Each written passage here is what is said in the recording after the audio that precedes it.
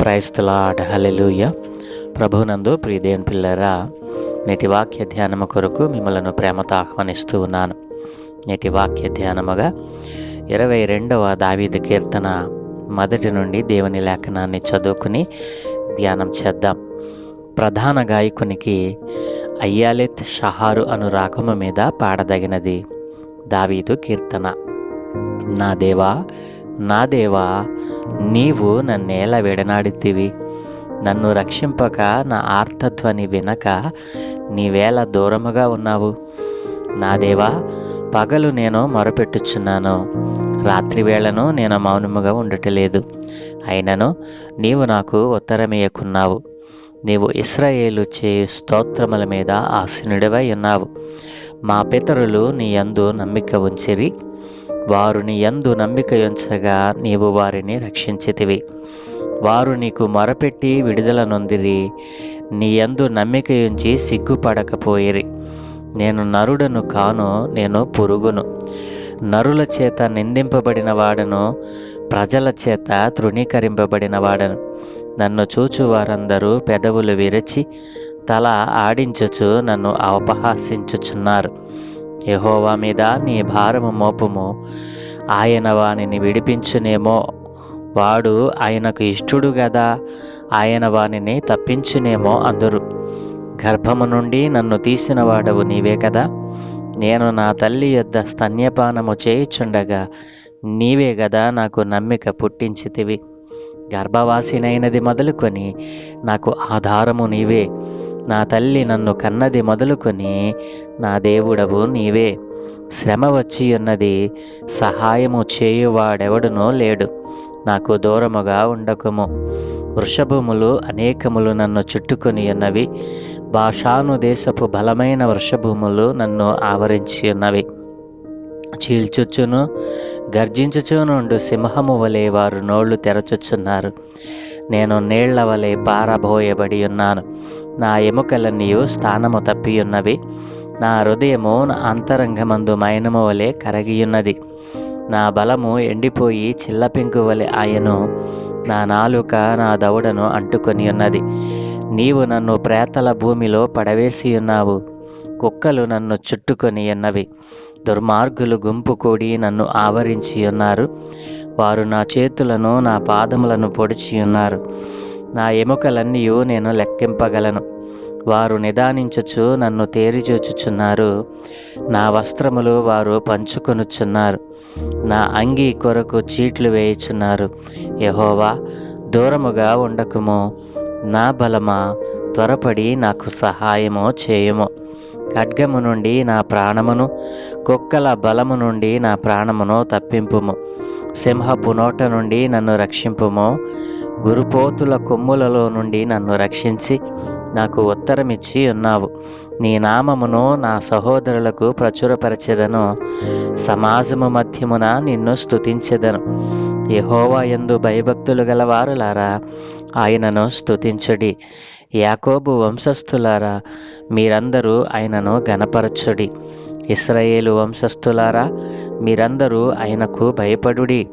ఆయన బాధపడువాని బాధను తృణీకరింపలేదు. దానిని చూచి ఆయన అసహ్యపడలేదు. అతనికి తన ముఖమును దాచలేదు. వాడు ఆయనకు మొరపెట్టగా ఆయన ఆలకించెను. మహా సమాజములో నిన్ను గూర్చి నేను కీర్తన పాడెదను. ఆయన యందు భయభక్తులు గల వారి ఎదుట నా మ్రొక్కుబడులు చెల్లించెదను. దీనులు భోజనము చేసి తృప్తి పొందెదరు. యెహోవాను వెదకువారు ఆయనను స్తుతించెదరు. మీ హృదయములో తెప్పరిల్లి నిత్యము బ్రతుకును. భూదిగంతముల నివాసులందరూ జ్ఞాపకము చేసుకొని యెహోవా తట్టు తిరిగెదరు. అన్యజనుల వంశస్థులందరూ నీ సన్నిధిని నమస్కారము చేసెదరు. రాజ్యము యెహోవాదే, అన్యజనులలో ఏలువాడు ఆయనే. భూమి మీద వర్ధిల్లుచున్న వారందరూ అన్నపానములు పుచ్చుకొనుసు నమస్కారము చేసెదరు. తమ ప్రాణము కాపాడుకొనలేక మంటిపాలగు వారందరూ ఆయన సన్నిధిని మోకరించెదరు. ఒక సంతతి వారు ఆయనను సేవించెదరు. రాబోవు తరమునకు ప్రభువును గురించి వివరింతురు. వారు వచ్చి ఆయన దీన్ని చేసెనని పుట్టబోవు ప్రజలకు తెలియజేతురు. ఆయన నీతిని వారికి ప్రచురపరతురు. ఆమెన్. ప్రభువునందు ప్రియదేని పిల్లలారా, చదువుకునబడిన లేఖన నిమిత్తమే ప్రార్థన చేద్దాం. సకల ఆశీర్వాదములకు కారణభూతుడైన తండ్రి, పరలోకమందున్న మా ప్రియదేవ, నీ ఘనమైన ఉన్నతమైన నామానికి స్తోత్రాలయ. ఈ ఉదయ కాలమున మేము చదువుకున్న ఈ లేఖన భాగాన్ని మా కొరకు దీవించండి. ఈ 22వ కీర్తనలో నుండి కొన్ని ఆత్మీయ పాఠాలు మీరే మాకు బోధించి నేర్పించమని యేసయ్య పరిశుద్ధ నామమున అడుగుచున్నాము తండ్రి. ఆమెన్. పిల్లారా, ఈ 22వ దావీదు కీర్తన కూడా 16వ కీర్తన లాగానే ఒక అద్భుతమైన గంభీరమైనటువంటి మెస్సయ్య కీర్తనగా మనం చూడవచ్చును. ప్రియదేని పిల్లరా, ఈ 22వ కీర్తనలో క్రీస్తు ప్రభుల వారి యొక్క శిలువ శ్రమలు, ఆయన శిలువలో అనుభవించినటువంటి ఆ వేదనకరమైనటువంటి ఆ దృష్టాంతాలన్నీ కూడా 22వ కీర్తనలో కీర్తనకారుడు పొందుపరిచి ఉన్నాడు. కీర్తనకారుడు ఇక్కడ ఒక ప్రవక్తగా క్రీస్తుకు పూర్వమే 1000 సంవత్సరాలకు పూర్వమే క్రీస్తు ప్రభుల వారు ఈ లోకములో ఉన్న సకల పాపుల కొరకు, సకల మానవాళి కొరకు తన్ను తాను రిక్తునిగా చేసుకొని వారి పాపముల కొరకై, వారు చేసిన దోషముల కొరకై శిలువలో అనేకుల చేత తృణీకరింపబడతాడు. శిలువలో ఆయన భయంకరమైనటువంటి వేదనలకు గురి అవుతాడు అని క్రీస్తుకు పూర్వమే దావీదు భక్తుని చేత రాయబడినటువంటి సంకీర్తన. ప్రియదేని పిల్లలారా, ఇందులో మనకు భవిష్యత్తులో జరగబోయేటువంటి భవిష్యత్ వాక్కులను ఆనాడు దావీదు భక్తుడు పొందుపరిచి ఉన్నాడు. క్రీస్తు పడిన శిలువ బాధల గురించి 1వ వచనం నుండి 21వ వచనం వరకు మనం చదువుకున్నటువంటి లేఖన భాగంలో కనపడుతుంది. క్రీస్తు ప్రభుల వారిని ఏ రీతిగా శిలువ వేశారో, ఏ రీతిగా ఆయనను హేళన చేశారో, అపహాస్యం చేశారో 1 నుండి 21వ వచనం వరకు మనం చూడవచ్చును. అలాగనే ఆయన సజీవంగా తిరిగి లేవటాన్ని గురించి 22వ వచనం నుండి 31వ వచనం వరకు మనం ధ్యానం చేసినట్లయితే, ఆయన శిలువలో చనిపోయి పాతి పెట్టబడి సజీవముగా తిరిగి లేచిన ఆ సందర్భమును 22 నుండి 31వ వచనంలో పొందుపరిచి ఉన్నాడు. ప్రియదేని పిల్లరా, ఇక మనం దీని యొక్క పూర్తి వివరణను మనం చూసినట్లయితే, ఈ కీర్తనలోని వచనాలను ఆనాడు క్రీస్తు ప్రభుల వారు శిలువలో ఉన్నప్పుడు ఆయన ఈ కీర్తనను చక్కగా జ్ఞాపకం చేసుకున్నటువంటి సందర్భాన్ని మనం చూడగలం. ప్రియదేని పిల్లలారా, 1వ వచనంలోనే రాయబడింది కదూ, నా దేవా, నా దేవా, నీవు నన్నేలా విడనాడితివి, నన్ను రక్షింపక నా ఆర్తధ్వని వినక నీవేళ దూరంగా ఉన్నావు అని క్రీస్తు ప్రభుల వారు శిలువలో నుండి వేసిన కేక ఇక్కడ మనకు కనపడతా ఉంది. ప్రియదేని పిల్లారా, మత్తయి సువార్త 27వ అధ్యాయము 46వ వచనంలో ఈ రీతిగా వ్రాయబడి ఉంది కదూ, ఇంచుమించు 3 గంటలప్పుడు యేసు ఏలి ఏలి లామా సబక్తాని అని బిగ్గరగా కేక వేశాను. ఆ మాటకు నా దేవా, నా దేవా, నన్నెందుకు చెయ్యి విడిచితివని అర్థము. ప్రియదేని పిల్లారా, ఈ లేఖనాన్ని మనం పరిశీలన చేసినప్పుడు ఈ కీర్తనలో రాయబడినటువంటి ఈ భవిష్యత్ వాక్కులు క్రీస్తు ప్రభుల వారు శిలువలో వేలాడుతూ ఈ కీర్తనను జ్ఞాపకం చేసుకున్నట్లుగా మనం చూడవచ్చును. క్రీస్తుకు పూర్వమే దావీదు భక్తుని చేత ఒక ప్రవక్తగా దావీదు భక్తుడు ఇక్కడ కనబడతా ఉన్నాడు. జరగబోయే భవిష్యత్ వాక్కులను చెప్పేటువంటి వ్యక్తులు ప్రవక్తలే కదూ. ఈ రోజున మనం చూస్తే దావీదు భక్తుడు 1000 సంవత్సరాలకు జరగబోయేటువంటి ఆ సందర్భాన్ని, ఆ విషయాన్ని ఇక్కడ పొందుపరిచాడు. ప్రియదేని పిల్లరా, పరిశుద్ధ గ్రంథము ఎంత పరిశుద్ధమైనది, ఎంత సత్యమైనది, ఎంత మరి నమ్మకమైనదో మనం ఇక్కడ గమనించవచ్చు. ప్రియదేని పిల్లరా, ఎగ్జాక్ట్గా ఈ కీర్తనలో రాయబడినటువంటి ప్రతి మాట క్రీస్తు ప్రభుల వారు 1000 సంవత్సరాల తరువాత దానిని నెరవేర్చారు, అనుభవించారు. ప్రియదేవుని పిల్లరా, క్రీస్తు శ్రమ ఆయన కోసం కాదు, క్రీస్తు శ్రమ పడింది నీ కోసము, నా కోసము. ప్రియదేవుని పిల్లరా, మరి ఈ కీర్తనలోని వచనాలను మరి సువార్తికులు చాలామంది వ్రాసారు కదూ.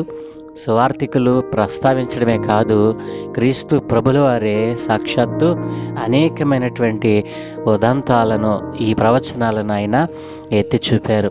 ప్రియదేవుని పిల్లారా, 16వ వచనంలో మనం చూస్తే క్రీస్తును సిలువ వేసిన వర్ణన మనకు కనబడుతుంది. 15వ వచనంలో మనం చూస్తే ఆయనకు దాహం వేసిన సంగతి కూడా ఇక్కడ వ్రాయబడి ఉన్నాయి. ప్రియదేవుని పిల్లారా, దేవుని ఆత్మ మూలంగా దావీదు రాసినటువంటి ఈ మాటలు ఒక ప్రవక్త పలికినటువంటి పలుకులుగా మనకు కనబడుతూ ఉన్నాయి. ఇందులో కనిపించేవి కొన్ని దావీదు జీవితంలో అతను ఎదుర్కొన్న కొన్ని విషమ పరీక్షలకు సరిపోల్చబడుతూ మనకు కనబడుతున్నప్పటికీ, మొత్తముగా ఈ కీర్తన అంతటిలో వర్ణింపబడినటువంటి అనుభవము దావీదు జీవిత చరిత్ర కంటే మరి క్రీస్తు జీవిత చరిత్రే ఇక్కడ మనకు కనబడతా ఉంది. చెయ్యి విడిచిపెట్టావు అని క్రీస్తు ప్రభుల వారు అన్నటువంటి మాటను మనం తీసుకుంటే, మన కోసం యేసు క్రీస్తు ప్రభుల వారు భరించిన బాధలన్నిటిలోకి ఇది అతి భయంకరమైనటువంటి మరి మాట. ప్రియదేని పిల్లరా, అంతవరకు తండ్రి అయిన దేవుడు మరి క్రీస్తు ప్రభుల వారికి తోడై ఉన్నాడు. ఈ మాట ఎప్పుడైతే ప్రభువు పలికారో ఆయన చేయి విడిచిపెట్టబడింది. తండ్రి నుండి బంధము మరి తీసివేయబడింది. ఆ వేదనలో, ఆ బాధలో మరి క్రీస్తు ప్రభుల వారు మరి తండ్రితో మాట్లాడినటువంటి ముళ్ళ కిరీటం కంటే, మేకుల కంటే, మనుషుల అవహేళన, ద్వేషము కంటే ఇది ఎంతో బాధాకరమైనటువంటి మాట. ప్రియదేని పిల్లలారా, మరి దేవుడే చేయి విడిచిపెడితే అది ఎంతటి నరక బాధ లాంటిదో మనము గ్రహించవచ్చు. ఉదాహరణకు 2వ తెస్సలోనికీయులకు రాసిన పత్రిక 1వ అధ్యాయం 8 నుంచి మరి 9 వచనాలు మనం చూసినట్లయితే, మిమ్మును శ్రమపరచు వారికి శ్రమయు, శ్రమ పొందుచున్న మీకు మాతో కూడా విశ్రాంతియు అనుగ్రహించుట దేవునికి న్యాయమే. ఆ దినమున తన పరిశుద్ధుల యందు మహిమపరచబడుటకును, విశ్వసించిన వారందరి యందు ప్రశంసింపబడుటకును ప్రభువు వచ్చినప్పుడు అటివారు మరి దేవునికి ఇష్టలుగా మారతారు అని ఇక్కడ మనం లేఖనం సెలవిస్తూ ఉంది. ప్రియదేని పిల్లరా, దేవుడు విడిచిపెట్టిన వారికి ఎలాంటి మరి స్థితి సంభవిస్తుందో మరి ఆ యొక్క పత్రికలో పౌలు భక్తుడు రాశాడు. ఈ అనుభవాన్ని ఎదుర్కొనక మునుపే యేసు ప్రభువుకు తెలుసు, పాపుల స్థానంలో శిక్ష పొందడము, మరి లోకమంతటి పాపాన్ని ఆయన భుజము పైన మోయడం ఎంతో దుర్భరమైనటువంటి మరి క్రియ అని యెషయా గ్రంథము 53వ అధ్యాయము 5 నుంచి 6 వచనాల్లో మనం చూడవచ్చును. మన అతిక్రమ క్రియలను బట్టి అతడు గాయపరచబడెను, మన దోషములను బట్టి నలుగుగొట్టబడెను, మన సమాధానార్థమైన శిక్ష అతని మీద పడెను, అతడు పొందిన దెబ్బల చేత మనకు స్వస్థత కలుగుచున్నది. మనమందరము గొర్రెల వలె త్రోవ తప్పిపోతిమి, మనలో ప్రతివాడును తనకిష్టమైన త్రోవకు తొలగెను, యెహోవా మన అందరి దోషమును అతని మీద మోపెను. అతడు అనంటే క్రీస్తు ప్రభుల వారి మీద తండ్రి అయిన దేవుడే మోపాడు. ప్రియదేని పిల్లలారా, కాబట్టి మరి ఇంత భయంకరమైన విడిచిపెట్టబడిన స్థితిలో కూడా తండ్రి అయిన దేవుని యొక్క మరి ఆజ్ఞ ప్రకారము, తన తండ్రి యొక్క మరి కోరిక ప్రకారము ఈ లోకంలో ఉన్న సకల మానవాళి కోసం ఆయన సిలువలో భరించిన వేదన, ఆ యొక్క బాధ వర్ణనాతీతం అండి. ఏ మనుష్యుడు కూడా మరొక మనుషుని కోసము అంత వేదన చెందినటువంటి స్థితి ఈ భూలోకములో కాదు, భూమి పుట్టక ముందు కానీ పుట్టిన తరువాత కానీ ఎక్కడ మనం చూడలేం. ఇలా సర్వలోక మానవాళి కోసం ఒక వ్యక్తి ప్రాణత్యాగం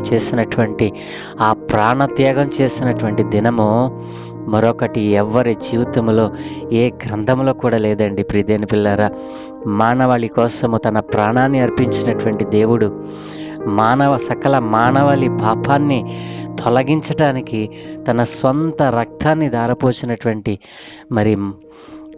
సర్వోన్నతుడైనటువంటి దేవుడు ఏ చోట మనకు కనబడడు, ఒక్క బైబిల్ గ్రంథంలో తప్ప.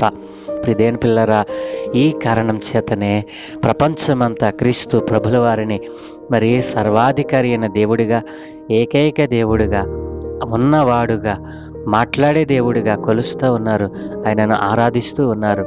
ప్రియదేని పిల్లరా, కాబట్టి ఆయన అనుభవించిన శిలువ శ్రమలను గూర్చి తన భక్తుడైన దావీదు చేత రాయబడిన ఈ గ్రంథంలోని ఈ అధ్యాయంలోని మాటలు ఎంతో శ్రేష్టమైనవి.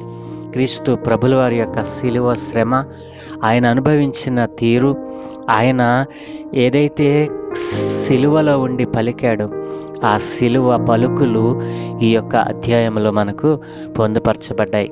కాబట్టి ప్రియదేని పిల్లలారా, అంత వేదనకరమైనటువంటి భయంకరమైనటువంటి పరిస్థితుల్లో కూడా మూలుగులు, దుర్భరమైన గాయము, వేదనతో తల్లడిల్లేటువంటి హృదయంలో నుంచి కూడా ఎందుకు అనే ప్రశ్న వెలువడ్డాయి. ప్రియదేని పిల్లరా, క్రీస్తు ప్రభుల వారు అంటూ ఉన్నాడు కదా, నా దేవా నా దేవా నన్నెందుకు చేయి విడిచితివి.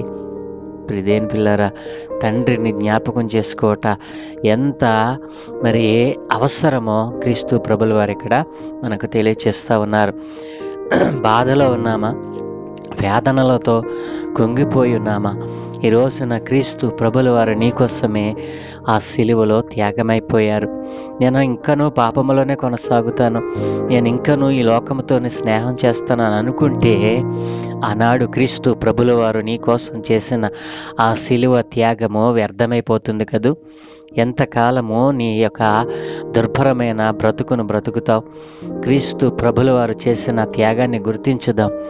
క్రీస్తు ప్రభుల వారు పలికిన సిలువలో పలికిన మాటలను మనం ధ్యానం చేద్దాం. అవి ఎంత శ్రేష్టమైనవో, మానవాళి జీవితంలో అవి ఎంతటి గొప్ప ప్రణాళిక కలిగినవో. దేవుడు తన యందు భయభక్తుల వారి ఎడల తాను చేయతలచినటువంటి ఆ బృహత్తరమైనటువంటి ప్రణాళిక ఎంత ఉన్నతమైనదో. నా ప్రియ దేవుని పిల్లలారా, ధ్యానం చేద్దాం, పరిశుద్ధ గ్రంథాన్ని చదువుదాం, ధ్యానం చేద్దాం. అందులో మన కొరకు రాయబడిన ఆశీర్వాదాలను పొందుకుందాం. మన కోసం దాచి ఉంచిన మేలులను మనం ఒక్కొక్కటిగా మనం తీసుకుందాం. క్రీస్తు ప్రభుల వారు సిలువలో చేసిన త్యాగాన్ని గుర్తిద్దాం. ఆయన పాదాల చెంత మనలను మనం తగ్గించుకుందాం. క్రీస్తు ప్రభుల వారి జీవితంలో నుండి అనేక పాఠాలను మనం నేర్చుకుంటూ ఉన్నాం, కానీ వాటిని పాటించేవారిగా, వాటిని అనుసరించేవారిగా, వాటిని ఇతరులకు తెలియచేసేవారిగా మనం మారలేకపోతా ఉన్నాం. కాబట్టి ఈ ఉదయ కాలమున ఈ 22వ కీర్తన ద్వారా ప్రభు మనతో మాట్లాడాడు కదూ. ఆయన సిలువలో త్యాగం చేసింది నీ కోసము, నా కోసమే, నీ పాపము కోసము, నా పాపము కోసము, సర్వలోక మానవాళి పాపముల నిమిత్తమై ఆయన సిలువ మరణం పొందాడు. మరణం పొందటమే కాదు, ఆయన మరలా నీ కోసము, నా కోసమే తిరిగి లేచాడు. మరణాన్ని గెలిచి లేచినటువంటి ఏకైక దేవుడు నేను ప్రకటిస్తున్న నజరేయుడైన యేసు క్రీస్తు ప్రభుల వారు. ఆయన సజీవముగా మన కోసం తిరిగి లేచాడు.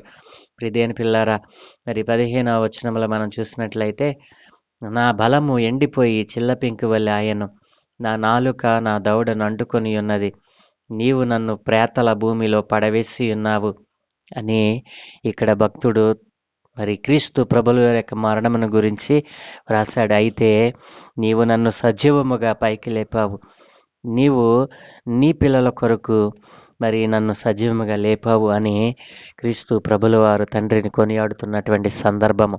కాబట్టి 22వ కీర్తన చాలా ప్రాముఖ్యమైనటువంటి కీర్తన.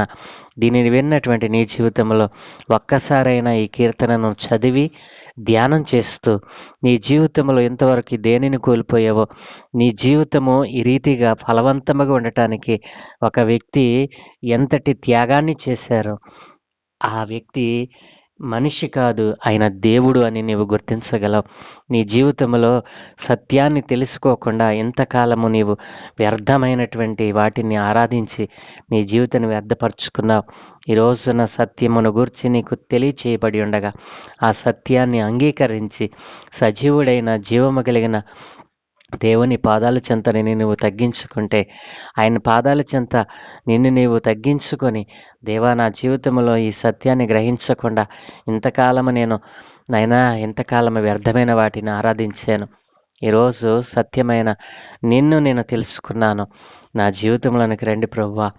అయ్యా నా కోసము నీవు శిలువ త్యాగం చేసేవని ఆయన పాదాల చెంతని వేడుకున్నట్లయితే నీ జీవితంలో ముందెన్నడూ చూడనటువంటి ఆశీర్వాదాలను, ఆశ్చర్యమైన కార్యములను నీవు చూడగలవు. అలాగున ప్రభు మీ కుటుంబాలను, మీలో నూతనమైన ఆలోచనలను పుట్టించునుగాక. ఆమెన్. సకల ఆశీర్వాదముల కారణభూతుడైన తండ్రి, మా మంచి దేవానికి వందనాలయ్యా. 22వ కీర్తనలో నీవు సిలువలో పలికిన ఆ అమూల్యమైన మాటలను మేము ధ్యానం చేశాం. నీ సిలువ మరణానికి నైనా, సిలువ వేదనలకు పూర్వమే 1000 సంవత్సరాలకు నైనా ముందే నీ భక్తుని ద్వారా నీవు ఆ మాటలను లిఖింపచేశావు. అయా ఇదిగో తండ్రి, ఆ రోజున ప్రజలు ఈ లేఖనాలను చదివి ధ్యానించి వాటిని గ్రహించినట్లయితే అయ్యా 1000 సంవత్సరాల తరువాత నీవు వాటిని నెరవేర్చవలసిన అవసరం ఉండేది కాదు నాన్న. అయ్యా ఇదిగో తండ్రి, ఆ రోజున నీ ప్రజలు నీకు అవిధేయత చూపుటను బట్టే పాపము పెచ్చివేయి అయినా మానవాళి అందరూ కూడా తమ తమ మార్గములను తప్పి తిరుగుట వలన తండ్రి అయిన దేవుడు నిన్ను ఈ లోకానికి పంపవలసి వచ్చింది తండ్రి. అయ్యా మా కోసము నీవు చేసిన తెలివి త్యాగము ఎంత ఉన్నతమైనదో, ఇదిగో ప్రపంచము ఇంకను గుర్తించకుండా వ్యర్థమైన వాటిని తమ తమ జీవితాల్లో కల్పించుకొని అయా శిలువ త్యాగాన్ని హేళన చేస్తున్న వారిని నాయనా ఎదిరించేటువంటి ఆ పరిపూర్ణమైన భక్తిని పొందుకొనకుండా అసలు విశ్వాస జీవితంలో నాయనా మీరు మాకు ఇచ్చినటువంటి ఆ పరిమళ తైలమును, ఆ ఆనందమైనటువంటి ఆ సంతోషకరమైనటువంటి ఆ యొక్క పరిస్థితులను అనుభవించకుండా ఇంకను నాయన నిలువెచ్చని స్థితిలో భక్తిని చేస్తూ విర్రవీగిపోతున్నటువంటి నాయన నీ పిల్లలతో మాట్లాడండి. నీవు చేసిన శిలువ త్యాగము వ్యర్థపరచటానికి నాయన ప్రథమ కారకులుగా నాయన నిన్ను నమ్మిన వారే ఉంటూ ఉండగా వారితో మీరు మాట్లాడండి నాయన. నీవు చేసిన శిలువ త్యాగము అన్యుడు గ్రహించి నాయన ధన్యుడైపోతూ ఉండగా నాయన ఇదిగో క్రైస్తవుడు అన్నవాడు నాయన ఈరోజు నాయన ఆ శిలువను హేళన చేయటానికి కారకుడైపోతా ఉన్నాడు. ఈ అజ్ఞాన దశలను నాయన మానవాళిలో నుండి తీసివేసి సత్యమును తెలుసుకున్న వారే సత్యములోనికి వచ్చి అనేక మందిని సత్యంలోకి నడిపించేవారిగా వారిని మార్చమని ఈ దినం మేము చేయు పనులన్నిటి మీద మీకు అనుదృష్టి ఉంచి మీ దూతల కాపుతలు అనుగ్రహించి మీరే మహిం పొందుకోమని యేసు ప్రభుల వారి ప్రశస్త నామమున ప్రార్థించి వేడుకుంటూ ఉన్నాము తండ్రి. Amen, amen, amen.